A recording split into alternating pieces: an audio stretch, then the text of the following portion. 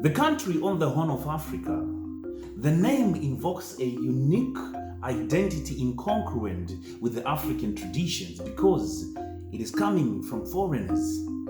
And the outsiders coined this name because they lavished at the Ethiopians with praise and blamelessness.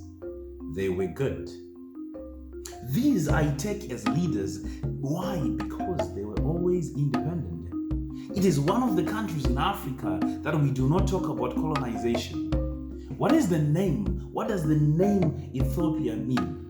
The name Ethiopia, according to the Ethiopian tradition, is a term that is derived from one of their kings, and his name was Ethiopius, a name of the king that was good. And I would like to say that Ethiopia is the motherland. So I don't understand why the foreigners called it the land of the black. During the 19th century, there was what we call the scramble of Africa. For what reason were they trying to colonize and to go for Africa? What was of value that was in Africa? As I say that Africa is wealthy, Africa is rich, and we have a sustainable future as far as development is concerned if we start to think about the retooling of our minds. The only two nations that sustained and preserved their sovereignty are Ethiopia and Liberia. They became newly minted states in those periods that we even adopted the Pan-African colors from the flag of Ethiopia. The motto, the national anthem of Ethiopia says, "March forward, dear Mother Ethiopia." The program that I have right now is called Africa is Rich, the Proverbs of Success. So at the end, I'm going to describe and tell a lot of proverbs of success that we learn, and today I'm happy because we are learning from dear Mother Ethiopia that wants us to march forward. The capital city of Ethiopia, which translates to what we call the new flower in the Amharic language, is called Addis Ababa. This is the third highest world capital city at around 2,400 meters above sea level.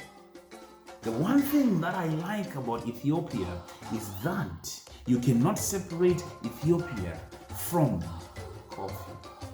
This is the land in which the stories, in which the tales say that we got the coffee from. Coffee from then on migrated on to the whole world, but it began in Ethiopia. And in any situation, let me give you just an extra tip. We call it the black gold. And if you go to Ethiopia, do not leave without trying the delicious version of the macchiato. It's worth a try in Ethiopia. The land of Ethiopia is one of the most populated countries in the world, and even also in Africa. The population of Ethiopia stands at around 109 million inhabitants. The area is vast, yes, the area is big and is one of the biggest in the Horn of Africa, and it has 1.1 million square kilometers. They have a lot of languages in this country, but the ones that I'm going to mention right now are Afar, Amharic, Oromo, Somali, Tigrinya, and of course, they can also speak English. Let me tell you this, the Ethiopians are very good at language learning. When you're talking about economics, their form of money is called birr. I just wanted to say that because I didn't know how to pronounce the word when I saw it. Is it birr or is it birr? I just love it, and I'm so happy to say that that's their currency, and it's valuable. It gives you around 0.02 cents for one birr.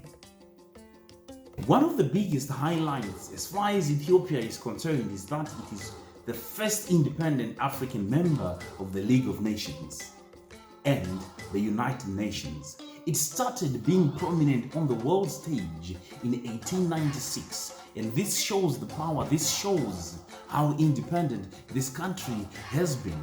And it leads to a lot of examples that I'm going to talk. It leads to a lot of establishments that are centered in Addis Ababa. Because of its independence and its mingling in the world affairs, Ethiopia could not leave Africa on its own. And we know that the decolonization of Africa and the growth of Pan-African cooperation started in Ethiopia. These efforts culminated in the establishment of the Organization of Africa Unity and the United Nations Economic Commission that is there and centered in Addis Ababa. The headquarters are there. Not only do we take our flags, our Pan-African flags from this country, but we also take valuable information, nuggets, and proverbs of success from this country. Let's see what is the first proverb of success from Ethiopia. The eye of the leopard is on the goat. The eye of the goat is on the leaf. This is the first proverb that has been taken from the land of Ethiopia. And what does it mean? How can we relate this to development? How can we relate this to business? It means that when you're focused, stay focused on that thing that you want to do, because the leopard is not going to take away its eyes on the goat.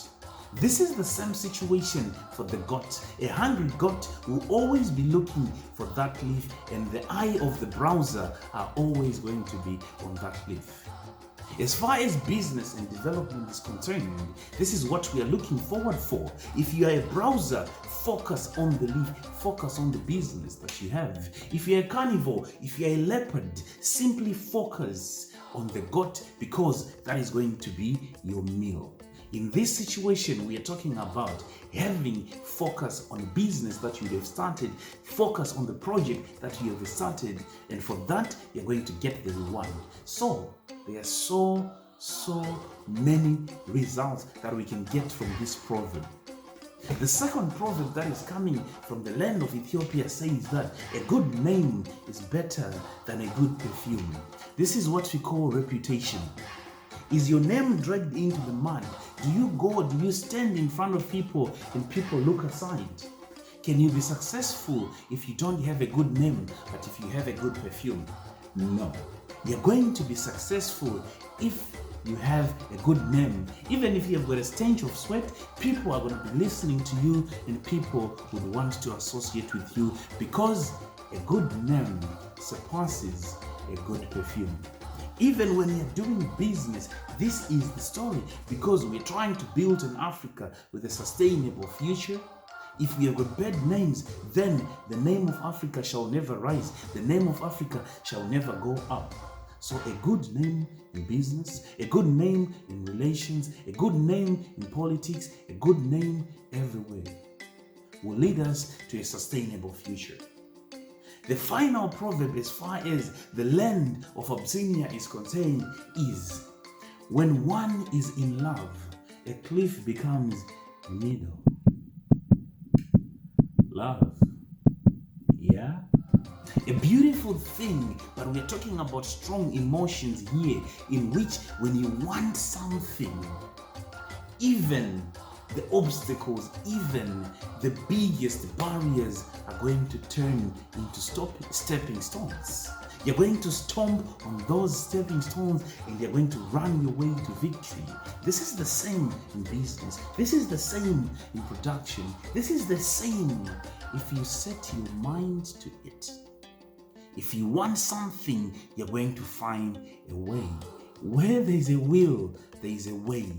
The cliffs are going to become meadows. You see, we have taken so many proverbs from the country of Ethiopia and we are grateful. And at the end of the day, you will see that if we put them into our minds and focus on what we want and create the good names for ourselves and put love in it, you would see that all these proverbs come together and we are going to have success and have a sustainable development for Africa.